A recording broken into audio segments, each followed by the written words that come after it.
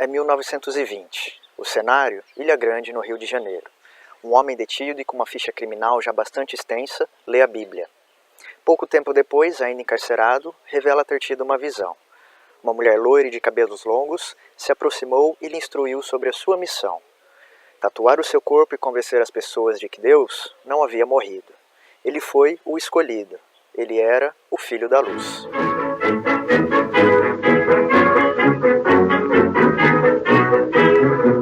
Eu fui no mato, cortar cipó, eu vi um bicho, vi um olho só, não era bicho. No fim do século XIX, existia um pequeno lugarejo no interior de Minas Gerais, conhecido como Freguesia de São Miguel da 7ª Divisão. Em 1811, a coroa portuguesa pediu ao alferes Julião Fernandes Taborda Leão para que protegesse o rio Jequitinhonha, o qual acreditava uma rica fonte de diamantes. Hoje, é um município que leva o mesmo nome do rio e está localizado a mais de 600 quilômetros da capital do estado, além de contar com uma população de menos de 25 mil habitantes, conforme indica o último censo. Em 14 de janeiro de 1895, nascia naquele vilarejo o segundo dos 14 filhos do casal Teodoro e Reginalda. Batizado de Febrônio Ferreira de Matos, anos mais tarde, ele mesmo se apresentaria como Febrônio Índio do Brasil, o Filho da Luz. Seu pai, um lavrador que chegou a trabalhar também como açougueiro, tinha uma personalidade forte e uma mistura perigosa entre o alcoolismo e a violência. Não foram raros os momentos de espancamento contra a mulher e agressões contra os filhos. Especula-se que esse foi o motivo de, aos 12 anos de idade, Febrônio fugir de casa em companhia de um caixeiro viajante, profissão comum à época, de vendedores ambulantes. Ele vagou por algumas cidades da redondeza, até que finalmente chegou em Diamantina, a cerca de 450 quilômetros da sua cidade natal. Ali, foi alfabetizado e passou a trabalhar como copeiro. Pouco tempo passou até que ele partiu, dessa vez com destino a Belo Horizonte, onde sobreviveria do trabalho de engraxate e de auxiliar de serviços domésticos. Por volta de 1909, aos 14 anos, Febrônio chegou ao Rio de Janeiro, mas 2 anos mais tarde decidiu voltar à capital mineira, quando, sem motivo aparente, assumiu outra identidade, passando a se apresentar como Pedro de Souza. Permaneceu pouco tempo em Minas Gerais, e não demorou para que retornasse mais uma vez ao Rio de Janeiro. Assim que regressou à então capital federal, Febrônio passou a ser um delinquente bastante conhecido entre as autoridades, sendo fichado pela primeira vez em 1916. Em um período de 3 anos, Febrônio colecionou inúmeras passagens pela polícia, como por exemplo chantagem, suborno, furto, roubo e também por vadiagem, ou seja, estar ocioso e sem nenhum tipo de renda, mesmo estando apto ao trabalho. Em 1920, aos 25 anos, Febrônio foi novamente preso, então levado a um presídio conhecido como Colônia Correcional Dois Rios, em Ilha Grande, região de Angra dos Reis, litoral sul do Rio de Janeiro. Este presídio, fundado em 1894, visava atender a um decreto do ano anterior, quando o governo passou a ter autorização para fundar instituições que propunham a correção através do trabalho. E então, para lá eram levadas pessoas consideradas vadias e vagabundas, ou seja, uma população historicamente marginalizada e composta, em sua maioria, por negros, mendigos, desempregados e prostitutas. Ali, os condenados trabalhavam durante todo o dia em oficinas e lavouras e ainda participavam de estudos com ensinamentos morais. Porém, após uma série de problemas estruturais e administrativos que levaram a colônia a dificuldades financeiras e falta de mão de obra, ela foi fechada precocemente, apenas 2 anos após a sua inauguração. Já no início do século XX, especialmente o Rio de Janeiro, atravessava um período crítico da sua história, fazendo com que a Cidade Maravilhosa fosse conhecida como Porto Sujo e Cidade da Morte. A falta de planejamento urbano e de infraestrutura sanitária fizeram dali uma fonte de doenças graves que se espalhavam descontroladamente, como a varíola, a tuberculose e a febre amarela.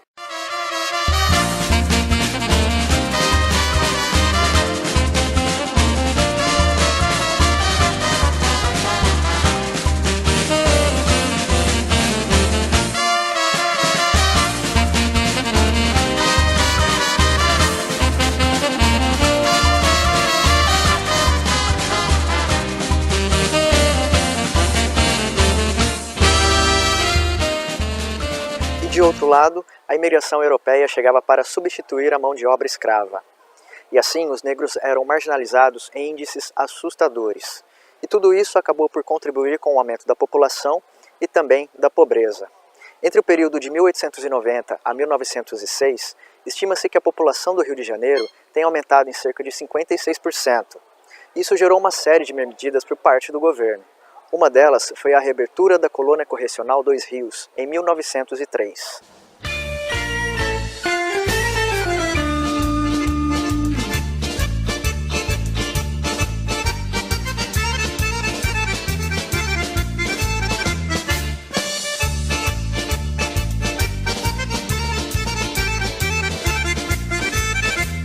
Geralmente à noite, os detentos tinham seu tempo de descanso. E Febrônio, novamente preso, aproveitou desses intervalos para começar a ler a Bíblia. Algum tempo depois, começou a relatar às pessoas que tiveram uma visão. Segundo ele, uma mulher se aproximou. Era loira e tinha cabelos compridos. Disse que ele havia sido escolhido como o Filho da Luz e que tinha uma missão: convencer as pessoas de que Deus não havia morrido.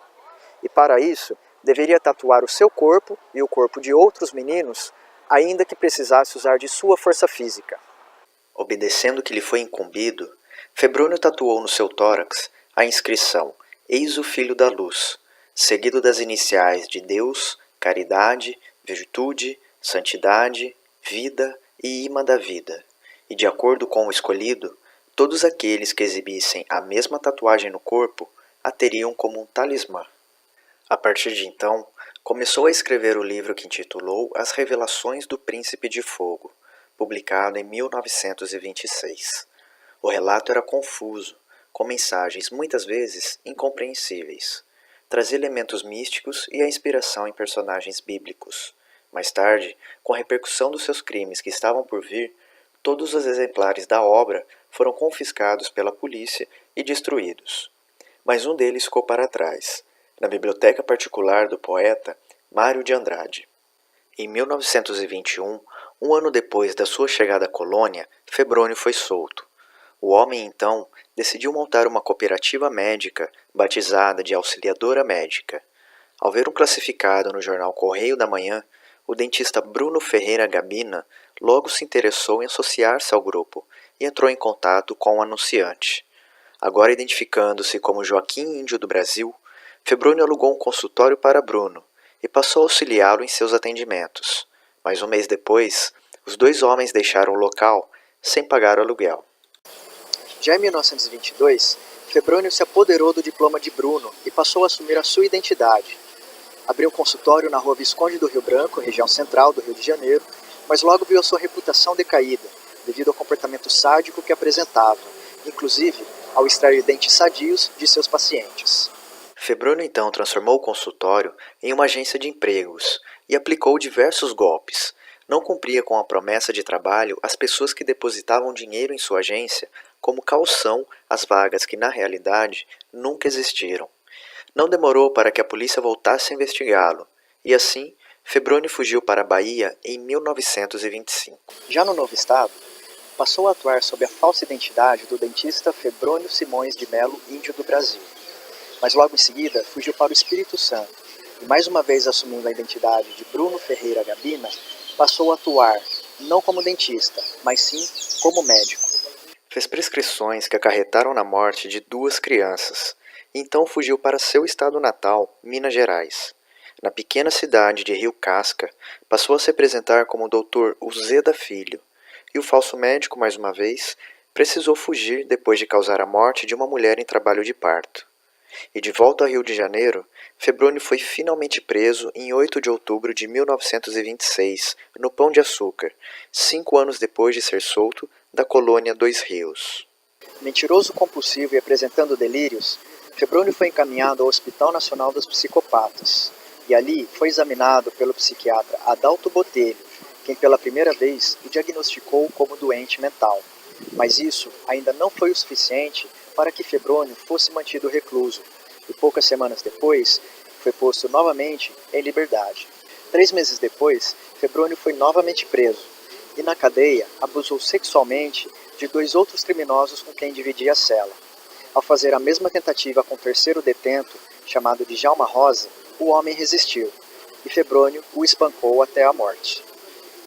Apesar disso, o Filho da Luz foi beneficiado com liberdade provisória, mas não demorou para que retornasse ao cárcere. Em 21 de fevereiro de 1927, foi pego dançando nu no Morro do Corcovado.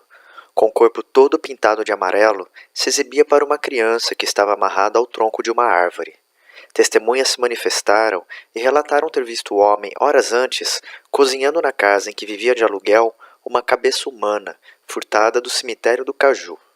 Diante disso, o delegado encaminhou Febrônio novamente ao Hospital Nacional de Psicopatas, e dessa vez, o homem foi examinado pelos médicos Juliano Moreira e Henrique Roxo, que corroboraram o primeiro diagnóstico, de que ele sofria de distúrbio mental.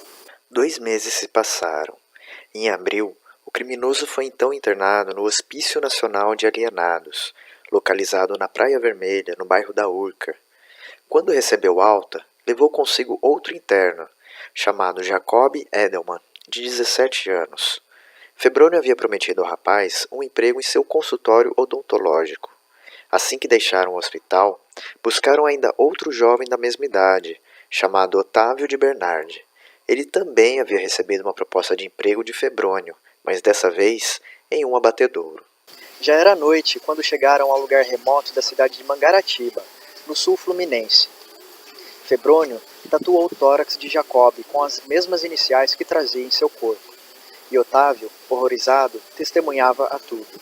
Alguns dias se passaram, e no local onde hoje é o aeroporto do Galeão, naquela época conhecido como Praia das Flecheiras, na Ilha do Governador, o criminoso violentou sexualmente Jacob. Em seguida, repetiu o ritual com Otávio. Mas as vítimas não foram executadas, e sim libertadas poucos dias depois. Nos primeiros dias de agosto de 1927, Febrônio voltou a atacar outro rapaz, Manuel Alves, de 18 anos, exatamente da mesma maneira, inclusive ganhando a atenção do jovem com uma falsa promessa de emprego. Levado até a casa de detenção, Febrônio cometeu outros delitos sexuais contra os presos que estavam na mesma cela que ele. E logo, em 8 de agosto, voltou a ser libertado, uma vez que tinha sido absolvido do crime de homicídio de Djalma Rosa. Ao sair da prisão, vestiu uma farda azul marinho e um boné, que furtou de outro detento. 5 dias depois de deixar a cadeia, o homem que vestia a farda convenceu a família de Alamiro José Ribeiro de que o jovem, de 20 anos, deveria acompanhá-lo, pois existia uma vaga de emprego em uma empresa de ônibus à sua espera. Quando chegaram a um bosque próximo a Jacarepaguá, o homem começou a se insinuar sexualmente para Alamiro, quem tentava se esquivar daquela situação. Mas Febrônio não aceitou a recusa. Atacando violentamente o rapaz, o estrangulou com um cipó verde que encontrou no local, até que a sua vítima finalmente morresse por asfixia.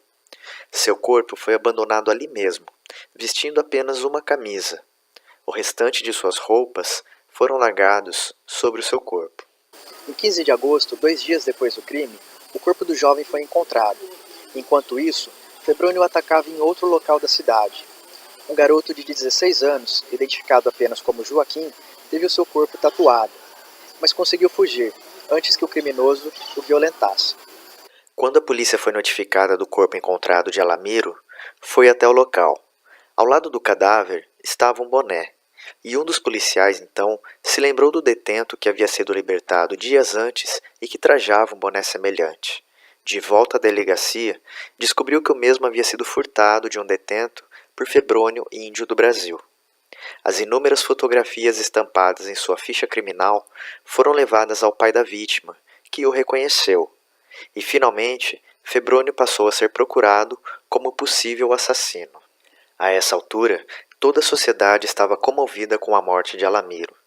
Temendo a consequência que isso poderia significar para si, o assassino fugiu para Petrópolis e, novamente, assumiu a identidade do dentista Bruno Ferreira Gabina.